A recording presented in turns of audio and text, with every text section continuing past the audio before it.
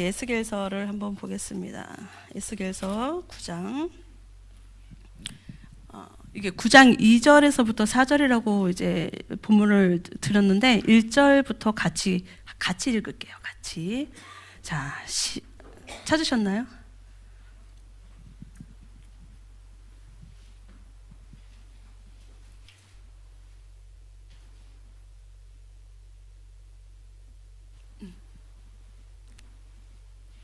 찾으셨어요? 네, 같이 읽어볼게요. 또 그가 큰 소리로 내 귀에 외쳐 이르시되 이 성읍을 관할하는 자들이 각기 죽이는 무기를 손에 들고 나오게 하라 하시더라. 내가 보니 6사람이 북향한 윗문길로부터 오는데 각 사람의 손에 죽이는 무기를 잡았고 그 중에 한 사람은 가는 베옷을 입고 허리에 서기관의 먹그릇을 찼더라. 그들이 들어와서 놋 제단 곁에 섰더라. 그룹에 머물러 있던 이스라엘 하나님의 영광이 성전 문지방에 이르더니 여호와께서 그 가는 베옷을 입고 서기관의 먹그릇을 찬 사람을 불러 여호와께서 이르시되 너는 예루살렘 성읍 중에 순행하여 그 가운데에서 행하는 모든 가증한 일로 말미암아 탄식하며 우는 자의 이마에 표를 그리라 하시고. 아멘. 10월 25일이었죠. 그 성탄 예배 드리던 날. 제가 예배를 드리러 오려면 천안에서 이제 와요. 천안에서 오다 보니까 한 1시간에서 1시간 반 사이를 소요하면서 오거든요.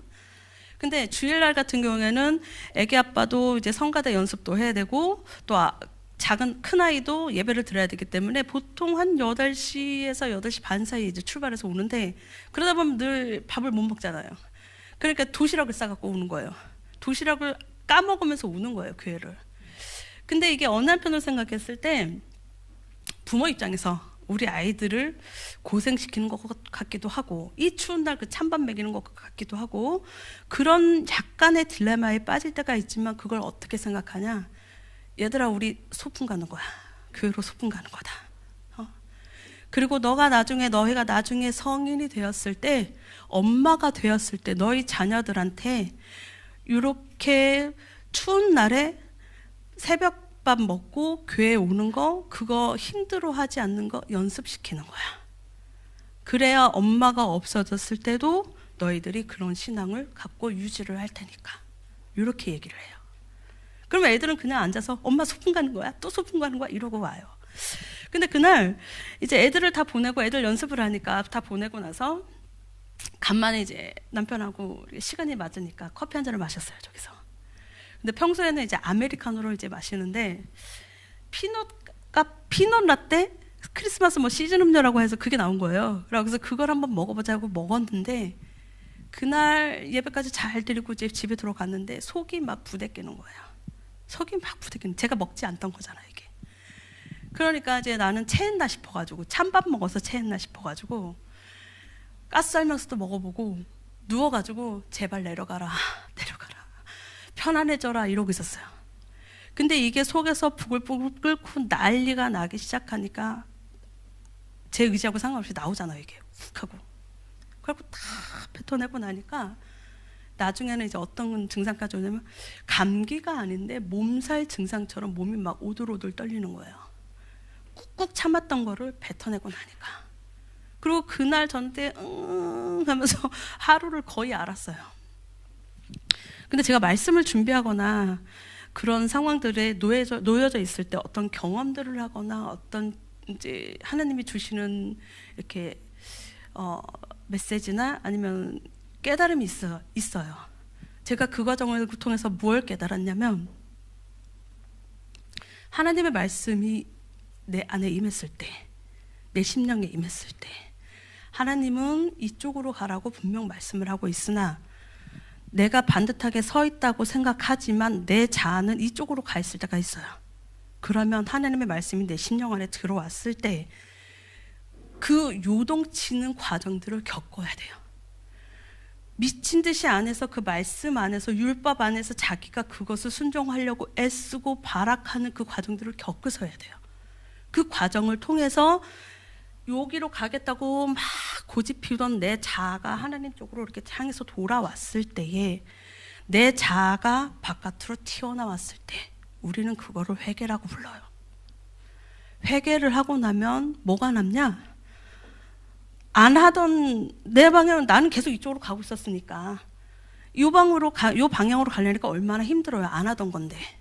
그러면 몸살 감기처럼 아파요. 힘들어요. 내 삶이 갑자기 방향을 잃은 것 같아요. 이렇게. 근데 그런 상황일 때 하나님께서 만나주시거나 또 하나님 앞에 부르짖었을 때 하나님이 은혜를 내려주실 때 그게 치유입니다. 회복이에요. 인간의 본성은 늘 범죄할 수밖에 없는 심령이에요. 사실은 하나님하고 늘 대적하는, 따로 떨어져 가려고 하는, 반대로 가려고 하는 그런 심령을 갖고 있어요. 근데 성경, 하나님의 말씀 정경을 캐논이라고 그래요. 캐논의 뜻은 뭐냐? 규칙, 그리고 표준, 척도, 이런 뜻이에요. 우리가 바로 사는 것 같아 보이지만 하나님의 율법 아래서 딱 봤을 때에 이게 잘못됐구나, 돌아서야 돼요.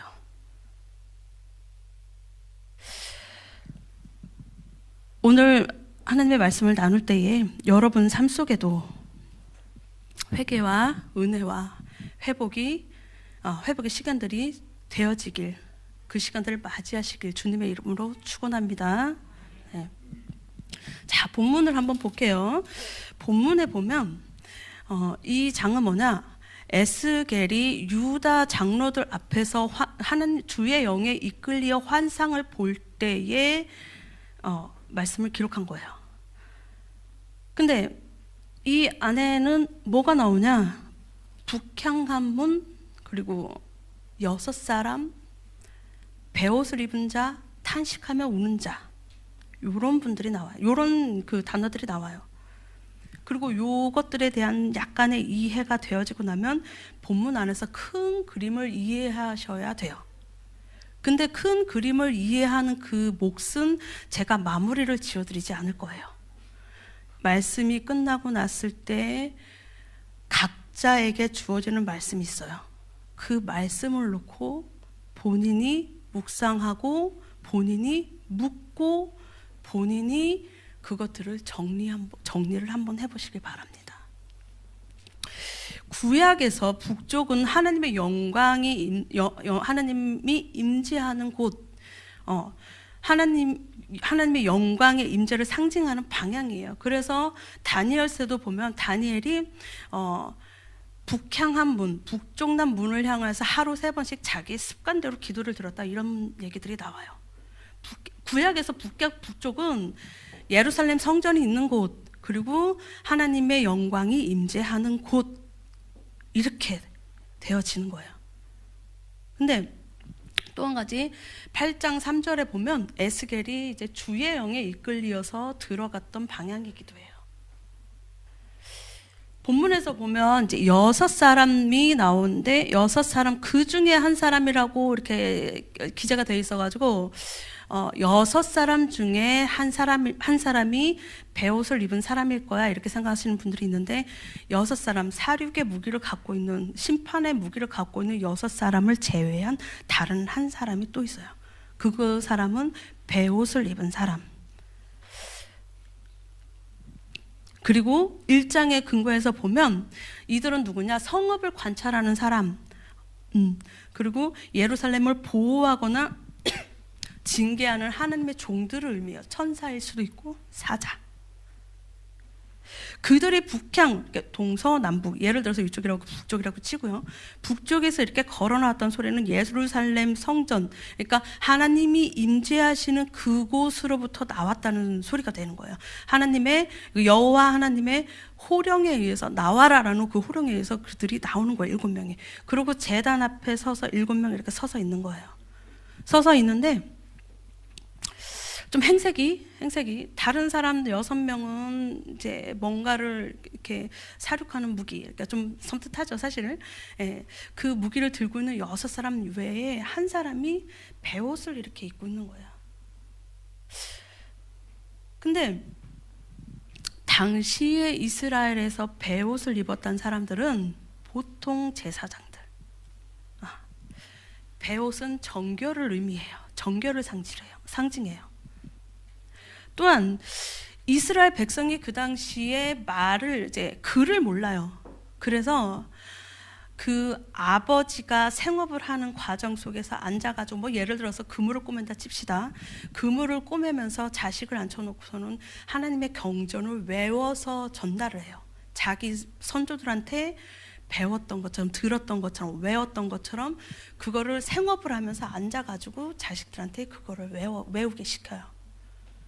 입에서 입으로 전해지는 거예요. 기록하는 게 사실 없어요, 그 당시에는.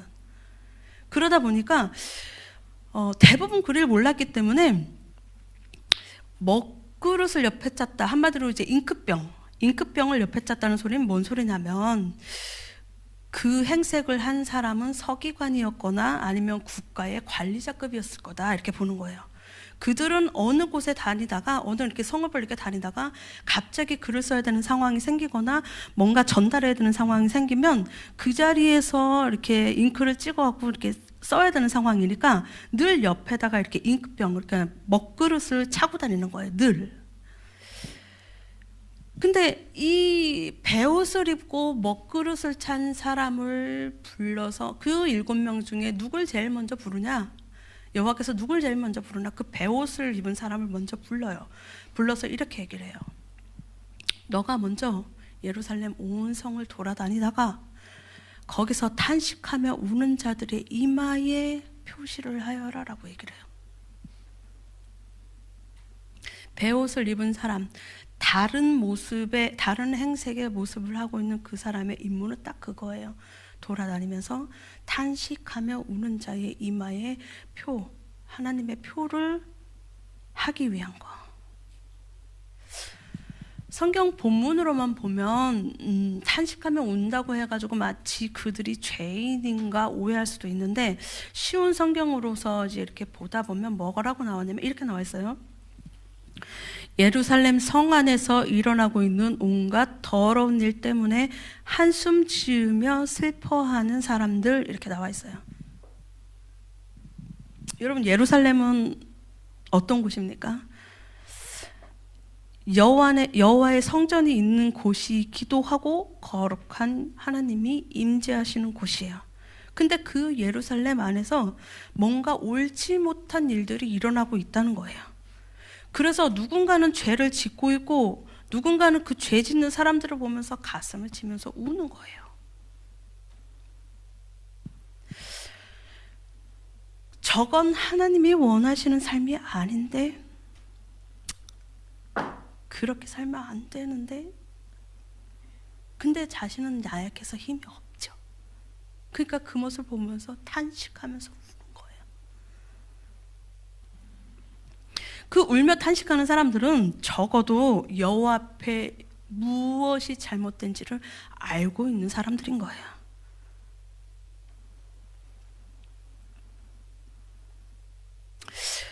그런 자들을 이제 심판 때에 그 여호와께서 이제 심판자들을 먼저 보는 게 아니라, 먼저 막 다 쓸어버리신 게 아니라, 그러니까 내 말대로 살려고, 나와 언약을 지키려고 노력하는 그들, 돌아가는 세대를 보면서 탄식하면서 우는 그들을 먼저 보호할 사람을 먼저 보내고, 그 사람 뒤를 따라서 6명을 보내는데, 그 이후부터는 심판이 이루어져요. 심판이 이루어지는데 그 상황이 얼마나 무서운가 보면 5절 6절에 보면, 한번 볼까요? 같이? 예. 자, 같이 읽을게요.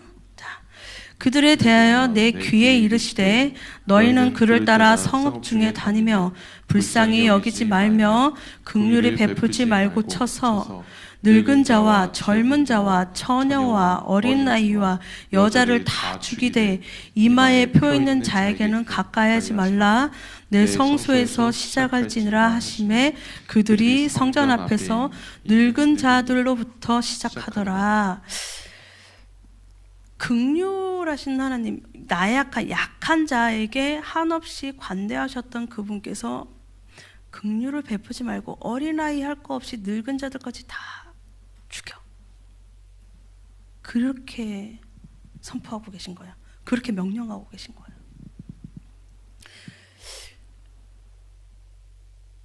그러면 우리는 어떤 질문을 하게 됐냐면, 과연 그러면 이마의 표를 얻은 사람들, 하나님이 보호하실 사람들, 그 사람들은 어찌됐든 간에 하나님의 뜻대로 살려고 노력했던 사람이어서 하나님이 품으셨다는 건 내가 이해를 하겠는데, 그럼 과연 나머지 하나님의 보호하심을 받지 못한 그 자들은 도대체 어떻게 행하였기에 그들이 심판을 받을 수밖에 없었는가라는 고민을 해보는 거예요. 우리가 그들이 무엇을 잘못했는지를 알고 나면 우리는 그렇게 안 살 거잖아요. 그렇죠? 그래서 한번 그거를 좀 볼까 해요. 우리가 이 앞에 이렇게 왜 이런 그 보호와 또 심판의 장이 이루어졌는지, 장이 나오고 있는지를 이해하기 위해서는 8장을 이해를 해야 되는데, 8장 이게 보실 분은 같이 보셔도 돼요. 8장 보면 8장에 유다 장로들이 에스겔을 찾아와서 이제 뭔가 예언할 게 있는가 물어요. 근데 이제 그때 주의 영이 에스겔을 끌어서 보여주셔요.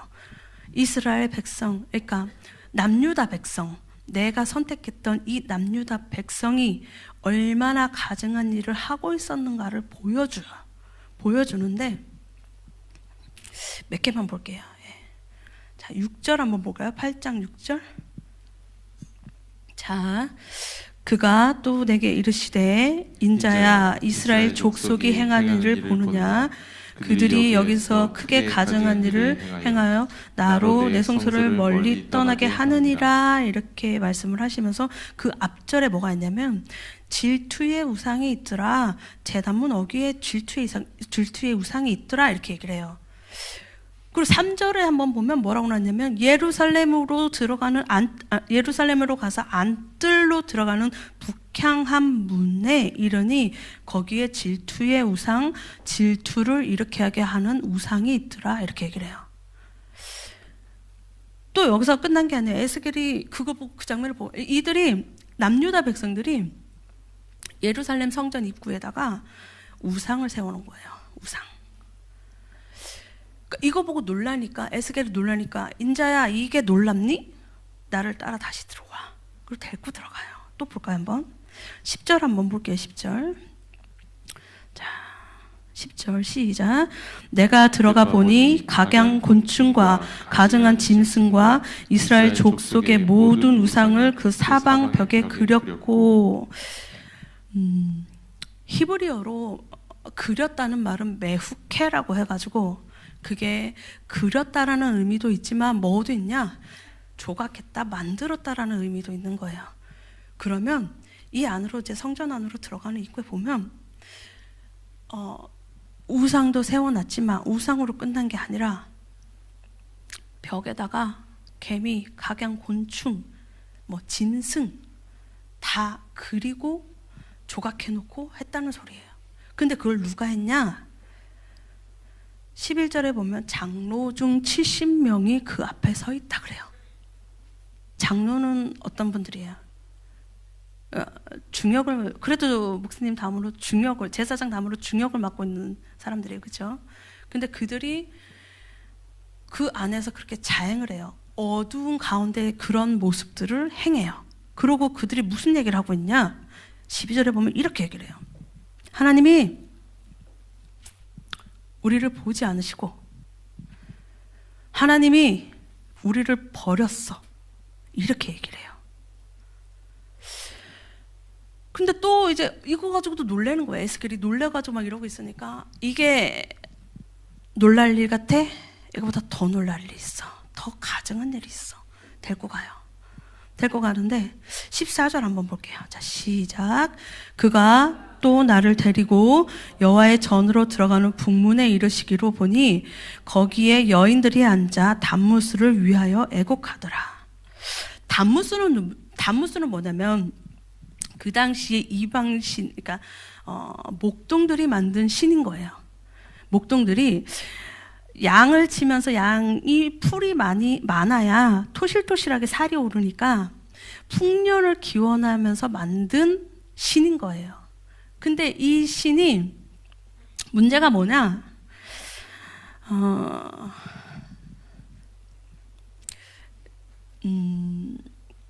제사장이 이제 이 단무스가 이게 태양신한테 이제 죽어요. 죽었다고 생각해요. 근데 이제 그 신의 와이프가 있었나 봐요. 근데 이 와이프가 너무나 자기 남편이 태양신한테 죽었다라는 것에 서글퍼가지고 막 곡을 하면서 우는 거예요. 근데 그 곡소리가 얼마나 처량한지 주변에 있는 동네에 있는 여인들이 와서 같이 이렇게 울어주는 거예요. 이게 그 당시에 주변 이방신들의 내력이에요. 근데 이게 3월에서 4월에 이제 그때 죽었다고 생각을 한 그게 시즌인 거예요. 그러니까 왜 기일처럼 죽었다고 하는 거예요. 그러니까 3월하고 4월이 되면 여인들이 한탄하면서 우는 거예요. 근데 예루살렘 성전 안에서 이방신을 섬기면서 그러니까 이방신을 보면서 모습을 보면서 같이 우는 거예요. 여호와를 섬기는 성도는 적어도 이방신이 죽었다는 것에 대해서 그거 가지고 울면 안 되잖아요. 근데 같이 뭣도 모르고 울어요. 근데 이 단무스 같은 경우에는 뭐가 문제였냐? 여기 에스겔을 보면 이제 이방신에 대해서 한 세 종류 정도가 나와요. 하나는 지금 단무스가 나오고 그 다음엔 태양신이 나와요. 그 다음에 또 다음엔 또 뭐가 나오냐? 말렉이라고도 하는데 잘못된 제사 방법을 갖고 있는 그런 신을 섬기고 있는 것을 하나님이 싫어하심에도 불구하고 이들은 그 신을 예루살렘 성전까지 끌어들여요. 단무스는 어떤 신이냐? 건기가 지나고 우기가 됐을 때 단무스가 이제 부활한다고 생각해요. 그때는 이제 아내와 동침을 한다 생각해요. 근데 이제 그 단무스의 정액이 바닥에 떨어지면 안 된다라는 그 생각이 있어가지고 그 왕이 신도들하고 어떤 퍼포먼스를 하냐? 제단 앞에서 난교를 해요. 막 난잡한 선교를 해요. 근데 그 제사를 보기 위해 모인 그 지역의 사람들, 그 안에는 분명 유다 백성들도 있었어요. 그들이 그것을 보면서 따라해요. 근데 그들이 그런 행위를 따라했던 이유는 딱 한 가지예요. 뭐냐? 그렇게 하면 풍년이 올 거라고 생각하는 거예요. 그 생각 때문에 이게 잘못된 것임에도 불구하고 그들은 그것을 인지를 못해요. 왜? 주변 사람 다 하고 있으니까. 주변 사람들 다 그렇게 살고 있으니까. 그러니까 자기가 하나님을 믿는 신인, 그러니까 자기가 여호와의 자녀라는 것을 망각하고 남들 다 그렇게 사니까 그렇게 하는 거예요. 말렉이라는 그 신은 피를 부르는 제사를 원해요. 그래서 뭘 하냐? 장자를 제물로 바치라고 해요. 근데 그 제사법, 난교를 하고 그 기업의 태라고 말하는 그 귀한 자녀들, 장자를 제단 위에 올려서 죽이는 그 행위를 하는 그 만연함 속에 하나님은, 여호와는 뭐라고 하셨냐면 그 제사를 하지 말라라고 분명 말씀하셨어요. 근데 그럼에도 불구하고 해요. 왜? 주변에서 다 그렇게 하고 있으니까. 근데 그거 가지고도 놀래가지고 이러고 있는데 에스겔을 다시 불러요. 다시 불러고 이제 한 번 더 봐 라고 불러요. 불렀는데 뭐라고 하냐. 16절 한번 볼게요. 자, 그가 또 나를 데리고 여호와의 성전 안뜰에 들어가시니라. 보라, 여호와의 성전문 곧 현관과 제단 사이에서 약 25명이 여호와의 성전을 등지고 낯을 동쪽으로 향하여 동쪽 태양에게 예배하더라. 여러분, 시내산 율법 1계명, 2계명, 3계명이 뭔지 아시죠? 너는 나 외에 다른 신을 섬기지 마라. 우상을 만들지 마라. 여호와의 이름을 망령되이 일컫지 말아라. 근데 25명의 그 제단 앞에 있었던 사람들은 누구냐면 제사장들이에요. 제사장들. 동쪽, 예를 들어서 동쪽, 서쪽, 남쪽, 북쪽. 여호와를 섬기는 우두머리가 북쪽을 향하여서 예배를 드리고 제사를 지내야 되는 게 바른 건데, 그들은 여호와의 낯빛을 돌려서 동쪽을 향해서 예배를 드려요. 태양신을 향해서.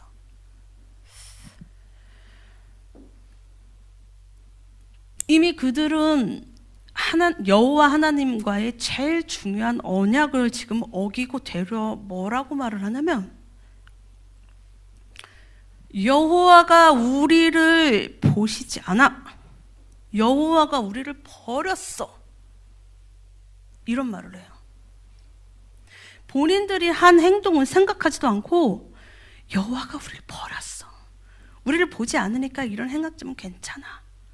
이미 예루살렘 성전이 부패할 만큼 부패했으며 여호와가 제일 싫어하는, 여호와가 제일 힘들어하고 질투를 유발하게 하는 우상들을 각각에 다 갖다 박아놓고도 뭐라고 얘기를 하냐면 여호와가 나를 버렸잖아 이러고 있는 거예요. 여러분 어떤 생각이 드세요? 좀 뻔뻔하지 않아요? 뻔뻔하죠. 근데 이 당시에 만연했던 속담이 하나 있어요. 그 속담을 이제 보면 이 사람들이 얼마나 딱딱한 가슴을 갖고 있는가, 이 사람들이 정말 여호와를 믿기나 하는 걸까라는 의문을 풀 만한 속담이 하나가 있어요. 18장 2절 한번 볼게요.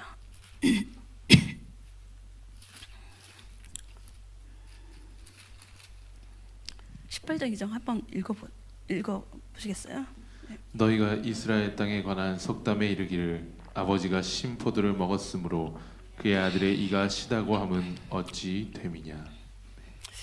이 속담을 쉽게 풀면 무슨 말이냐면, 이 속담에 대한 게 출애굽기와 민수기와 레위기에도 나와요. 이게 무슨 소리냐? 아비의 죄가 3, 4대까지 내려간다라는 것을 의미해요. 그러면서 이들이 어떻게 얘기를 하냐면, 지금 포로기에 있고 뭐 고통 중에 있는 이런 상황들을 이건 내 잘못이 아니야. 이거는 분명 율법서에도 나와 있지만 선조들이 잘못했을 때 3, 4대를 간다는 그 말에 의해서 전해지는 고통인 거지 내가 만드는 고통이 아니야. 본인이 선택한 거예요. 본인이 하나님과 언약을 깨고 있어요, 지금. 본인이 언약을 깨고 우상들을 잔뜩 갖다 놓고 자기는 여호와를 믿노라라고 뻥을 치고 있어요. 소위 말하면 뻥치고 있어요. 근데 그럼으로 인해서 벌어지는 고통들에 대해서 뭐라고 얘기를 하냐? 나는 내가 잘못한 건 아니고, 이 민수기, 레위기, 출애굽기에도 있잖아. 이거는 선조들이 3, 4대까지 벌을 주겠다는 그 벌, 내 선조들, 우리 1세대 선조들이 행한 그 죄값을 내가 대신 받고 있는 거야 라는 착각을 해요, 이렇게. 그러면서 그 다음에 그 속담을 어떻게 사용을 하냐면, 에스겔, 예레미야 선지자가 와서 회개하라라고 외칠 때, No, 난 잘못한 게 없습니다 라는 뻔뻔함으로 나는 회개할 게 없습니다. 보호막으로 사용을 해요, 이렇게. 그래서 여호와 하나님께서 더 이상을 보실 수가 없어서 그들을 심판하시기로 마음을 먹는 거예요. 에스겔을 환상을 통해서 이래 갖고 내가 이 선택된 백성들을 이래서 칠 수밖에 없었고, 그 과정 속에서 몇을 남겨서 그들이 스스로 자각하기를, 아, 내가 그것을 잘못하여서 내가 이런 고통 중에 있었구나 라고 깨달으면서 그때서야 나 여호와를 알리라 이렇게 말을 해요. 여러분, 그 심판의 대상자가 누구였어요? 믿는 사람들이었어요. 믿는 사람들. 그리고 실제로 이스라엘 백성들이 출애굽을 하여서 1세대들이 가나안이 보이는 그 모압 땅에서 모세가, 그 모세에 포함한 1세대들은 가나안 땅에 들어가질 못해요. 2세대들만 들어가요, 거기를. 근데 시편에 보면 뭐라고 하냐, 1세대들이 하나님이 구원하심을 믿지 않았다, 하나님을 시험하였다, 하나님을 슬프게 하였다, 이렇게 나와요.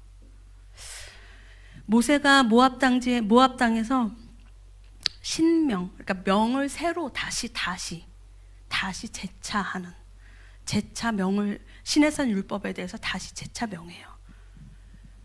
근데 출애굽을 해서 40년간을 뺑글뺑글 돌면서 낮추시기도 하고 줄이시기도 했다, 그런 것들도 다 이해가 가지만 그 중에 제일 중요한 게 뭐였냐, 가나안 땅에 들어가면 거기는 온갖 잡신들이 있는 곳이기 때문에, 더군다나 눈에 보이는 우상들을 세우는 곳이기 때문에 하나님께서는 눈에 보이는 것이 아니잖아요. 마음으로 가는 거잖아요. 근데 이들이 그 안에 들어가서 얼마나 그 혼란 중에 있을까, 그 흔들릴까를 이미 아셨기 때문에 계속 재차 뭐를 가르치냐, 흔들리지 말고 나만 봐, 나보고 가, 나보고 흔들리지 말고 가.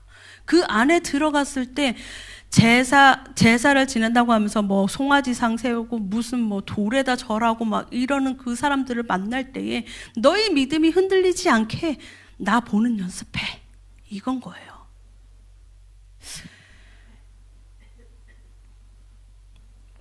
우리는 조금 착각하는 것들이 하나가 있어요. 뭐가 있냐, 믿지 않는 자들은 이미 심판받았다는 그 말에 근거해서 선택받은 우리는 뭔 짓을 해도 하나님의 심판으로부터 자유로울 거라고 생각을 해요. 근데 아까 우리가 읽었었던, 잠깐만요, 9장 6절에 보면 내 성소에서 시작을 하는 거예요. 내 성소에서 이미 가증한 것인지도 모르고 죄인지도 모르고 그저 하나님을 믿는다라는 그거 하나만 가지고 온갖 음행을 행하는 그들부터 시작해요. 내 새끼부터 치는 거예요. 내 새끼. 제가 만약에 주일학교 선생이에요. 주일학교 선생인데 다른 아이를 케어하려면 다른 아이한테 하지 마, 이렇게 하면 안 돼 라고 말하려면 저는 내 새끼부터 쳐야 되는 거예요. 이해 가시겠어요? 예루살렘이 성전이 부패하였기 때문에 그 안에서부터 청소를 하고 가시는 거예요. 청소. 이게 성전 안에서부터 바깥으로 가는 거예요. 믿는 사람으로부터 시작을 하는 거예요.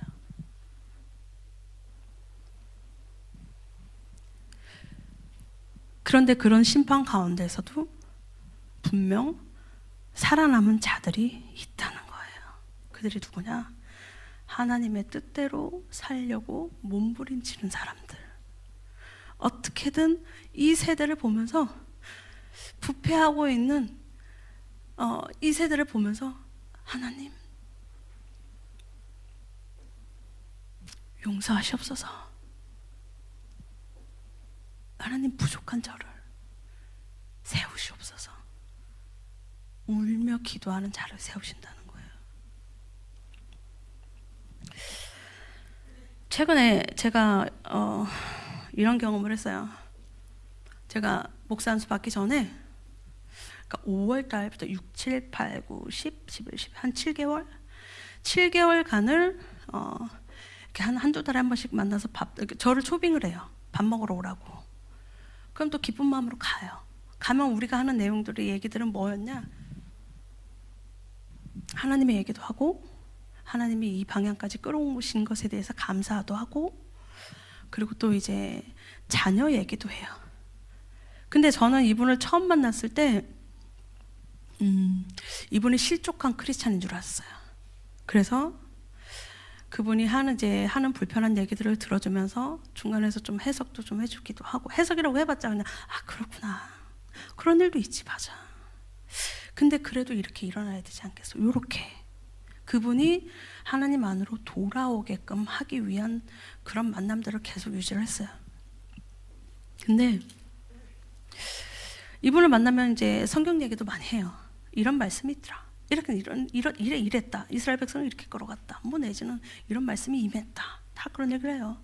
근데 이분이 하루는 저를 불러요. 근데 이제 마지막으로 부르기 전에 그분의 지인, 멘토라고 하는 사람을 만났어요, 제가. 우연히 만나졌다, 이렇게 하면서 그 집에 놀러 갔는데 오시더라고요. 그리고 만났는데 이분이 제 얘기를 이렇게 깊이 듣더니 내일도 한번 만났으면 좋겠다, 이렇게 얘기를 해요. 그래요. 만나죠. 그랬어요. 근데 그분이 이제 사모님이래요. 사모님. 근데 이분이 이제 어떤 말을 가지고 이제 그러니까 성경 안에 말씀을 가지고 얘기를 하는데 저는 들어본 제 기억엔 없는 얘기인 거예요, 이게. 제 기억엔 없는 얘기인데 이분이 이 얘기를 막 하면서 이렇게 해요. 라고 내가 아직도 모르는 부분들이 있구나. 집에 가서 봐야지. 이런 생각하고 있었어요. 근데 이분이 나중에 저한테 뭐라고 하시냐면 기도도 소용없고 하나님의 말씀이 최고다 이거예요. 맞죠? 아니 근데 하나님 말씀이 최고인 건 맞죠. 근데 하는 말이 말씀만 봐야 된다는 거예요. 이거 뭔가 이상하지 않아요? 약간 이상하죠? 그래서 제가 그랬어요. 사모님, 율법만 알면 사람이 퍽퍽해지고요. 말씀을 모른 채로 기도만 하면 자기가 무슨 죄를 짓고 있는지도 모르고 죄를 짓게 됩니다. 그리고 찬양도 때로는 너무 낭망하여서 기도가 안 나고 하나님조차 부를 수 없을 때 그때 흥얼거리듯이 회복시키는 역사가 있어요. 찬양, 기도, 말씀 다 어우러져서 가는 거예요. 이렇게 얘기를 했어요. 근데 이분이 제가 이제 목사라는 걸 알면서도 저한테 뭐라 그러시냐면 뭐라고 부를까요? 물어요. 이거 뭐라고 부르시고 싶으세요? 제가 그랬어요.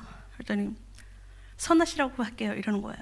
그리고 제가 웃으면서 목사님이라고 하면 안 되겠어요? 그랬어요. 그랬더니 선아 씨라고 할게요. 이러더라고요. 뭐 호칭은 그렇게 중요한 게 아니니까. 네, 그랬어요. 근데 이분이 말씀 한 구절을 얘기하는데 내가 모르는 부분이 얘 얘기인 거예요. 이런 말이 없어요. 이상하다. 집에 가서 봐야지. 이러고 있었어요.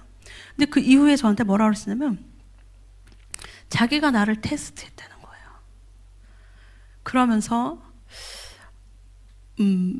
자기랑 나랑 동역을 할 수 있는지 뭐 이렇게 자기가 끌어줄 수 있는지를 봤다는 거예요. 그 제가 뭐라 그러냐면 사모님 신뢰하셨습니다. 그랬어요. 정색하고 그랬어요. 저보다 나이가 많으셔요. 한참 많으셔요. 신뢰하셨습니다.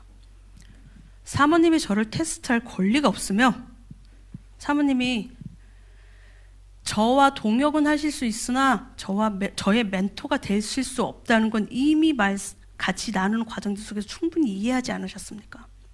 저의 멘토는 절대 될 수 없다는 거 아시지 않습니까? 신뢰하셨습니다. 결례예요. 그리고 그 말씀을 하실 때 사모님이 시선이 흔들리는 거 제가 못 느꼈겠습니까?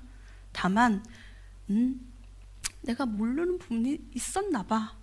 제가 돌아가서 볼 수 있는 시간들을 주셔야죠. 그리고 동역을 하고 안 하고를 왜 사모님이 선택하십니까? 그건 전적으로 하나님이 만나주시게 할 때 가능한 겁니다.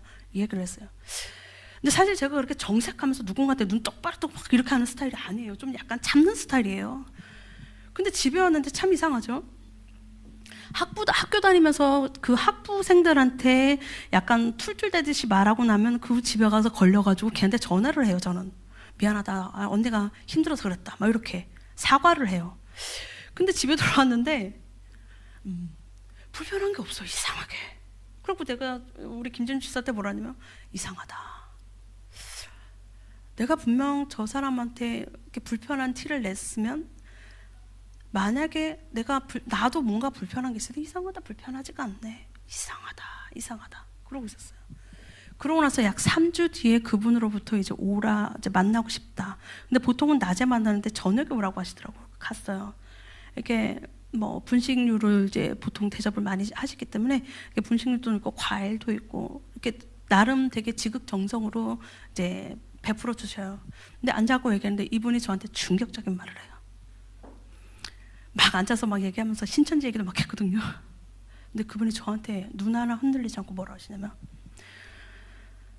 그분은 이제 중간에 만났기 때문에 그냥 언니 뭐 이렇게 불러요. 예, 바깥에서 만나기 때문에 교회 안에서 만난 게 아니니까. 이분이 저한테 뭐랄까요? 선아 씨, 내가 오늘 선아 씨를 부른 이유는 선아 씨하고 나하고 같이 갈 수 있는 거를 보려고 불렀대요. 무슨? 그랬더니 하는 얘기가, 선아 씨가 그렇게 중간중간에 얘기하는 신천지가 나야. 어떠세요? 그간 그렇게 많은 하나님의 얘기를 했고, 자녀들을 어떻게 키울 건가를 고민도 했고, 삶을 나눴어요. 근데 신천지래요. 근데 그때 그 얘기를 듣는 순간 제가 앉아가지고 눈물이 팍 터질 뻔했어요. 왜냐? 그분의 이제 지나왔던 얘기들을 이제 삶을 들었잖아요. 그리고 그 안에서 뭐 하나님이 어떻게 일하셨다는 얘기도 제가 들었잖아요. 근데 본인의 뿌리는 어디예요? 신천지예요. 근데 하나님 얘기를 하고 있어요. 근데 저를 어떻게 포섭을 하려고 하냐면, 신천지에 대해서 이제 나오는 그 동영상들은 짜집기를 한 거고 뉴스들은 짜집기를 한 거기 때문에 그걸 그대로 믿으면 안 된다. 그리고 감금을 하지 않는다. 감금을 했으면 자기가 여기 와서 이렇게 살겠냐, 이렇게 얘기를 해요. 근데 눈물이 확 나는데 왜 눈물이 나냐? 이 사람이 나를 신천지임에도 불구하고 나를 포섭하기 위해서 이제 계속 만남들도 만들고 이랬다는 거잖아요. 근데 그게 미흡거나 그게 슬픈 게 아니에요. 그분이 고생했던 순간들을 알아요. 제가 들었기 때문에. 근데 나는 그렇게 힘들어서 세상에 나 혼자라고 버려졌을 때 나는 하나님을 만나가지고 내가 이 자리까지 왔는데 왜 하필 언니는 신천지냐 그랬어요. 왜 하필 그거냐. 그러니까 그 안에도 말씀이 있대요. 그리고 제가 그 얘기를 듣고 한 3시간, 2-3시간 정도를 같이 이제 성경 가지고도 나누기도 하고, 그리고 이제 반박을 하는 거죠. 이분은 이제 훈련을 받은 사람이잖아요. 요한계시록장만 가지고 자꾸만 저한테 14만 4천에 대해서 얘기를 해요. 아까 제사장인 그 베옷을 입은 사람이 나가면서 인을 치잖아요. 이렇게 인. 그 인을 치는 게 뭐냐? 6월절 사건 때 인을 치죠. 그 피로 인을 치잖아요. 그거에 대해 후에 나오는 표이기도 하고, 또 뭐냐? 요한계시록 7장에 보면 14만 4천, 그러니까 납달리 지파 무슨 지파 해가지고 뭐 만몇천 명 이렇게 하고 14만 4천 명에 대해 인치시는 그 심판 가운데 내 새끼들 살려고 몸부림쳤던, 하나님의 뜻대로 살려고 했던 내 백성들을 찾는 그 과정들의 예표가 되기도 해요. 중간에 있는 거예요. 6월절 사건하고 중간에. 근데 그 14만 4천 얘기를 하면서 막 얘기를 하길래, 그러면서 하는 얘기 14만 4천 명이 제사장이라는 거예요. 그리고 제가 뭐라냐면, 다시 읽어보세요. 다시 읽어보세요. 제사장들을 말하는 게 아니라 왕 같은 제사장들을 말하는 거겠죠. 그리고 이 안에 지금 언니가 차려준 밥상 안에 떡볶이도 있고 오뎅도 있고 내지는 다른 것들도 있는데 왜 요한계시록장만 가지고 저한테 얘기를 하십니까? 다른 부분으로도 저를 설득시켜 보세요. 그러니까 뭐라 하냐면 그 전에 얘기들은 다 했다 이거야. 그 다른 얘기들은 다 했고 요한계시록 얘기만 안 했다 이거예요. 근데 그분들은 요한계시록만 팠잖아. 그러니까 얘기할 게 없는 거죠.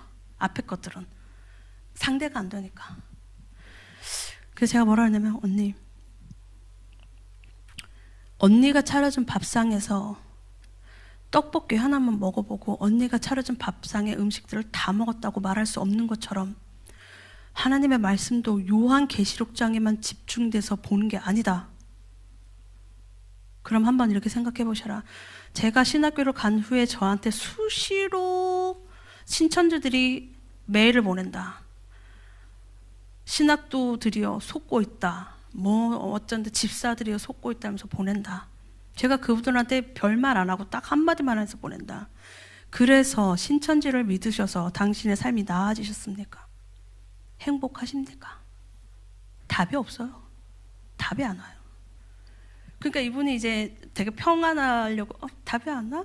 정말 안 와? 막 이렇게 물어요. 근데 제가 이분한테 그랬어요. 그럼 좋다. 언니 좋다. 언니 새끼들 어떡할 거야? 응? 언니 자식들 어떡할 거예요? 언니가 애틋하게 생각하는 자식들 어떡할 거냐?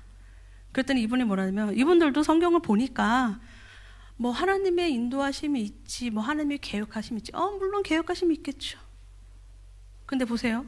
이스라엘 백성들이 자기 자식들을 율법으로 그렇게 훈련을 시켰음에도 불구하고 하나님 앞에 패역해서 그렇게 심판대에서 나가서 떨어지는데 언니, 이 자녀를 위해서 뭘 하셨어요? 집회 어쩌다 열리는 집회 한두 번 가셨겠지. 이 애들 데리고 주일마다 그 하나님 말씀 먹여가면서 살려고 노력하셨어요? 이 아이들이 20살 전에 성인이 되기 전까지 이 아이들을 갖다가 하나님에 대해서 가르치는 거, 그거는 100% 전적으로 부모 몫이에요. 언니는 그 몫을 잘못하고 계신 거예요. 말을 못하세요. 제가 그분한테 그랬어요. 그러고 그랬어요. 왜 하필 언니는 그렇게 힘들 때 신천지였냐 그랬어요. 그러니까 이분이 신천지로 들어가던 계기가 있더라고요. 어느 교회를 다녔어요. 교회를 다녔는데 교회에서 교육을 안 시킨 거예요. 이렇게. 그러니까 허기가 진 거예요. 말씀에 대한 허기가.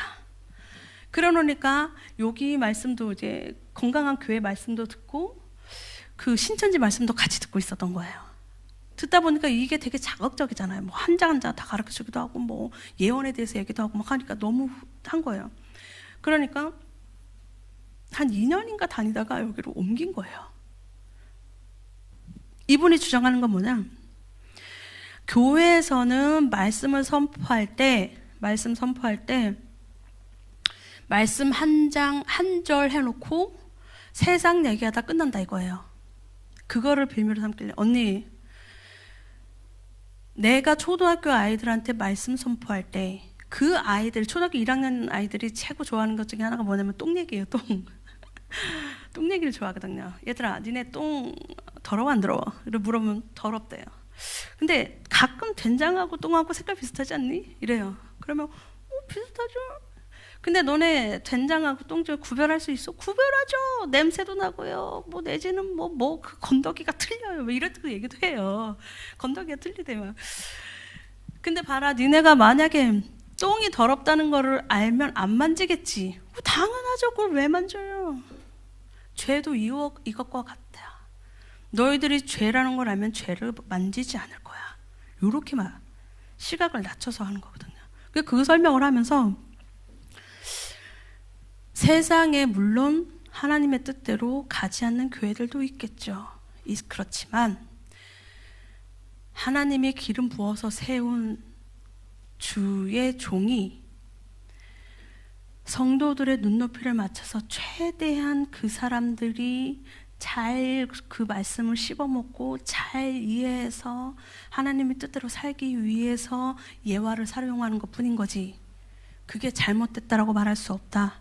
또한 그 말씀을 먹은 성도들이 집에 가서 던져놓고 있다가 주일날 한번 와서 이게 아니고 본인이 그 말씀을 잊어버리지 않기 위해서, 잃어버리지 않기 위해서 무단히도 그 말씀을 붙잡고 끌어안아야 되는데, 그런 작업은 왜 안 하고 세상에, 그러니까 교회 탓을만 하고 있냐? 그러니까 이거 말도 못해요. 그러면서 한기총 얘기를 막 하면서 거기가 뭐 무너졌네, 장로교잖아요. 거기가 좀 큰 사건들이 있었거든요. 최근에, 그러니까 작년에. 그러니까 그 얘기를 막 하면서 그런 거예요. 언니도 누군가를 통해서 듣지 않았냐?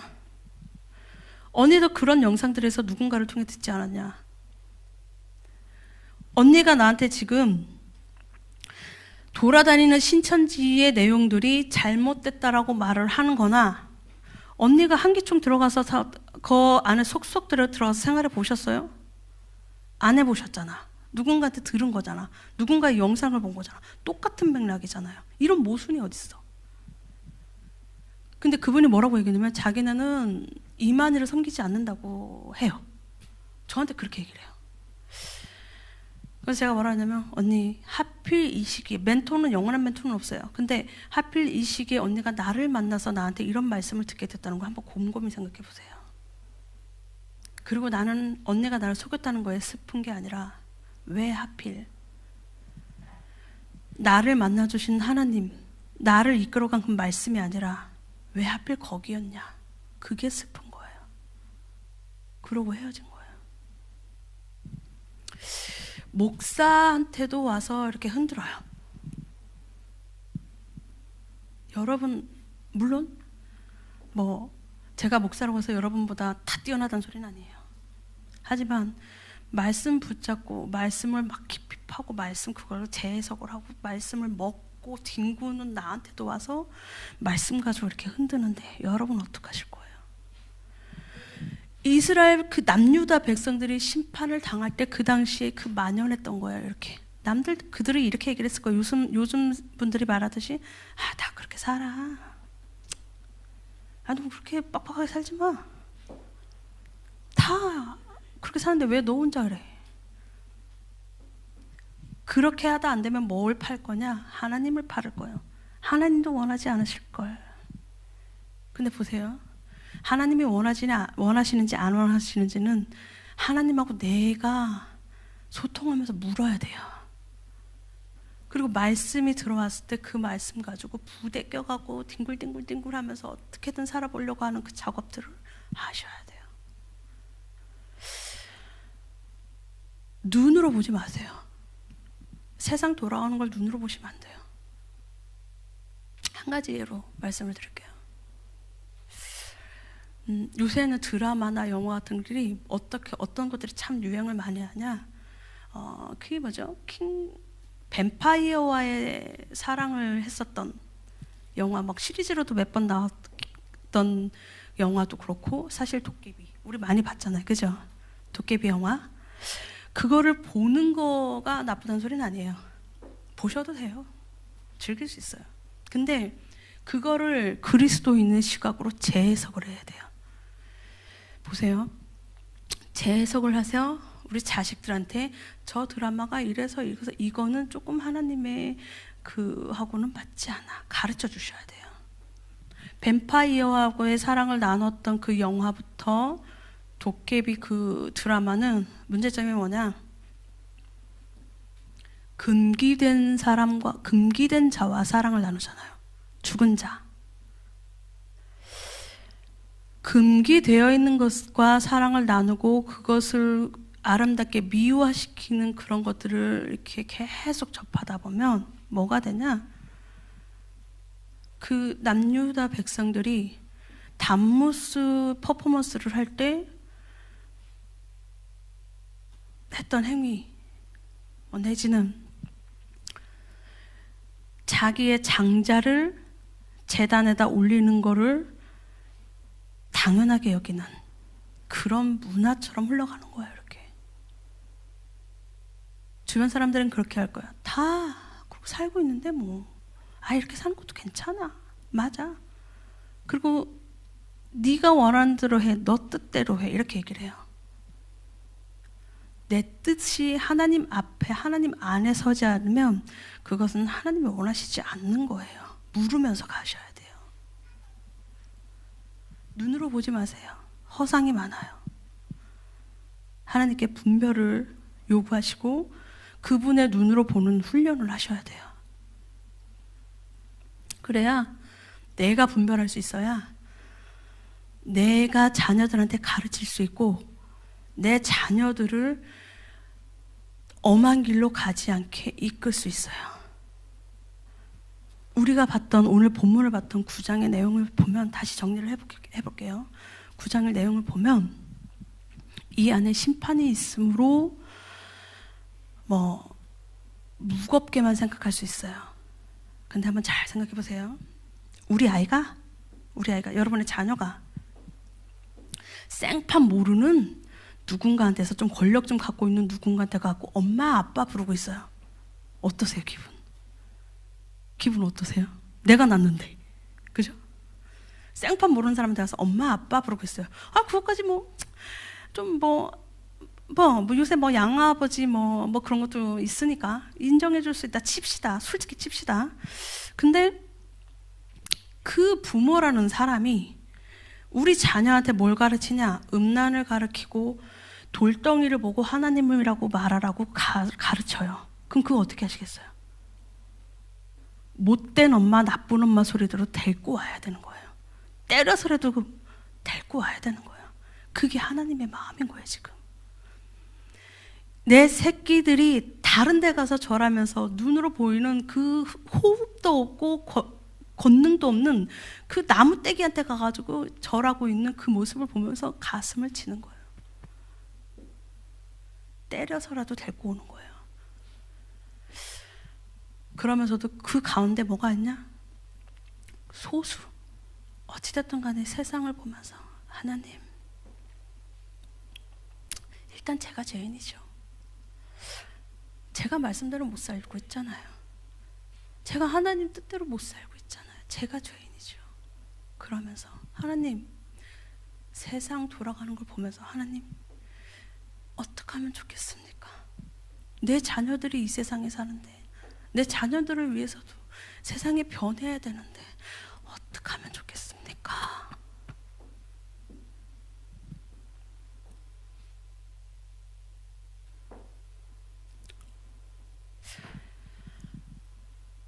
여러분, 그 소수가 여러분들이 되길 원합니다. 올 한 해도 하나님의 율법에 매였다고 해서 막 움직이지 못하고 그런 거 아니에요. 율법 안에 매여 있는 것 같으나 그 안에 참 자유가 있어요. 그 안에서 내 자아가 죽고 하나님의 영을 마음으로 받아서 한없이 채워가는, 옳고 그름을 분별하는 그런 한 해가 되시길 바랍니다.